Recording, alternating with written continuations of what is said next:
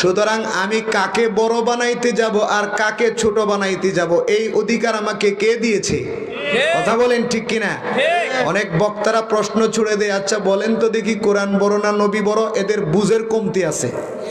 প্রশ্ন সাধারণ মানুষের কাছে রাখাও যাবে না, এবং এর উত্তর এটাও বলা যাবে না যে কোরআন বড় নবী ছোট, বা কোরআন ছোট নবী বড়, এটাও বলা যাবে না।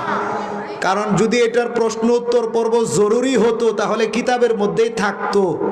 এটা যদি জরুরি হতো জানাটা, তাহলে কিতাবের মধ্যে থাকতো যে কোরআন বড় না নবী বড়। যেহেতু এটা জরুরি না, এজন্য কিতাবের মধ্যে এমন প্রশ্ন উত্তর পর্ব নাই। আল্লাহ পাক আমাদের সকলকে কথাগুলো বুঝার তৌফিক দান করুন, আমিন। আমার ভাইয়েরা, কোরআন আল্লাহ রাব্বুল আলামিন আমাদের উপর নাজিল করেছেন। কোরআন যেমন দামি, এই কোরআনের মাধ্যমে আমাদেরকেও দামি বানাইতে চান আল্লাহ রাব্বুল আলামিন।